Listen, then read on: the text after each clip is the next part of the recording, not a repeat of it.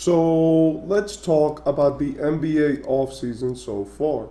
The offseason has been one that just started after the finals. It's obvious that many teams wait till the finals are over to start doing things, making moves, and putting themselves in different positions.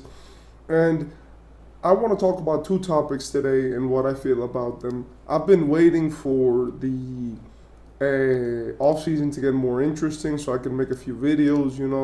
I do think that the finals were very interesting, but there hasn't been any real big stories apart from these two. These two are JJ Redick being the Lakers head coach and Alex Caruso going to the OKC Thunder. Starting with JJ Redick.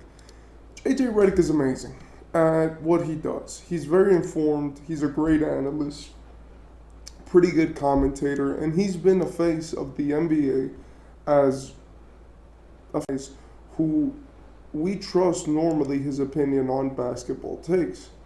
He's very smart, and this is not to, just go and say that JJ Redick is very good at everything, but he's been shown to be a reliable source for basketball information. Obviously, all of these guys have some bad takes, but JJ Redick has stood out as one of the better coaches, not coaches, but one of the better speakers on basketball and the breakdown and the analysis of the game. But he got hired for 4 years as the Lakers head coach, and I think this is wrong. I don't mean to be a hater, but if we're being 1,000% honest, he should not be a head coach. He doesn't have enough experience at all head coaching. He's been a guy who has consistently put himself in a position of a high importance in the basketball scene. But the fact that he's smart and he knows about basketball doesn't mean you're apt to be a head coach. He could prove me wrong. But I do think that the team which he became a head coach of is the more concerning part of what we're seeing currently. I don't think it's a problem that he's a head coach would resort to him if they would want to just take a chance on a guy who has been proven to be good at his job, be consistent, arrive there on time, and has proven that he is one of the more important basketball analysts which we have. But the problem is that he is now the Lakers head coach. I don't know if you guys know. Obviously, it's been very apparent, but him and LeBron, they really like each other. They really like each other. And in a sense, where they even started a podcast together just to talk about basketball. And now that puts into question, it's like, okay, you guys like each other, you guys are friends. That's not bad because LeBron, let's face it, any coach which is going to be a coach of the Lakers has to be on LeBron's good side. But the problem with me is, and the problem with the situation is that it feels like the Lakers are doing this purely because of desperation, right? Like there's many great coaches out there which do not have a head coaching job right now. I'm pretty sure Mike Budenholzer is out on the loose. You have guys like Monty Williams, which just got waived by Detroit. And you have a plethora of coaches which can consistently put you in good positions and have shown that they can get to the finals and even win championships, like Budenholzer and like Monty Williams, which both they played against each other in the same finals. But you decide to take the first year head coach, a sports analyst on TV, to coach the Los Angeles Lakers. I think this is LeBron moving the strings and influencing the Lakers in the wrong direction. I think that LeBron is a great player. I think he's been consistently one of the better players in the league. But this type of manipulation of your team is something which is going to hurt him. I don't think JJ Redick is going to be the best coach. I don't think he can control those egos and all of those personalities. And I don't think he can put himself in a position where he's going to win a championship as a coach. I don't think he'll be able to know what to do. I think the GM, Rob Pelinka, is much more apt at knowing what this team needs, as he has consistently done some great things for this team when he's not influenced by LeBron. And I think that at this point, you just need to sit back if you're LeBron and JJ Redick and say, like, let's just let the team do what they want to do. Let's not influence these decisions. Now you're the head coach, so you're going to have to do your job. But, like, this manipulation of the Lakers by LeBron has been a complete negative from 2021 and forward. And I personally don't like that and the way that they've done that. For the other story, which I want to talk about, it's Alex Caruso to the OKC Thunder. This is my favorite trade in a while. And I mean this with all the love in the world.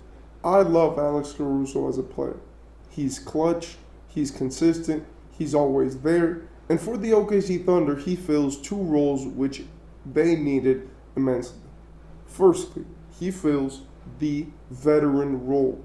He is the veteran of this team. He is the guy who has the most experience in the playoffs.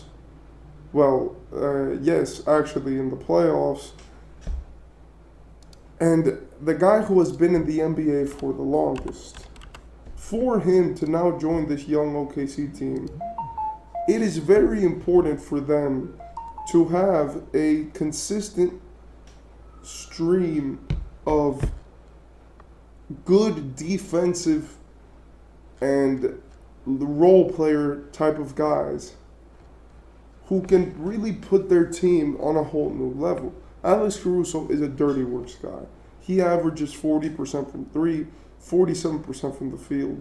He averages 10 points with 3.5 assists and 4 rebounds. And he's just one of those guys where no matter in what situation you put him in, he's going to try his hardest. For an OKC team which play the same way, but have struggled with Giddey as their starter, this is an amazing trade. Send Giddey away. He was not adding anything substantial to the team apart from playmaking. But if we're being honest, Shea, Jalen Williams, and Alex Caruso have enough consistency and enough ability to just be able to play make. Also Lou Dort. So those guys can play make and they can just up their assist numbers. Apart from that they play a very, like, Shea, Cook, and everyone else space the floor. Getting now Alex Caruso, which shoots 40% from three, is going to be much better than having a guy like Josh Giddey. Josh Giddey has been terrible at shooting and has not gotten better in his first 2 seasons. And I believe that OKC was not the place for him. A place where he can go, he can get to develop his skills the same way that Kobe White did in Chicago. Because now Kobe White was playing amazingly this season. I believe that that's the type of change that Josh Giddey could have in Chicago.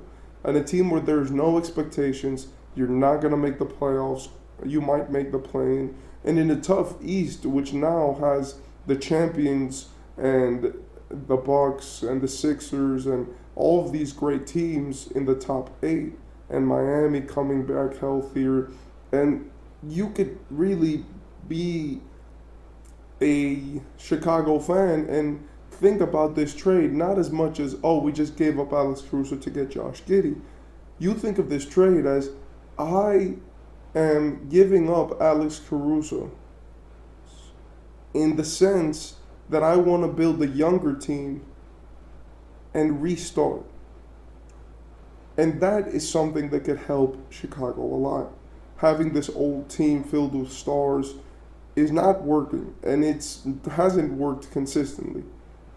For OKC, you get a champion, you get a guy who plays amazingly, a guy who's very adaptable in positions. And for Chicago, you get the possibility to now reform your team.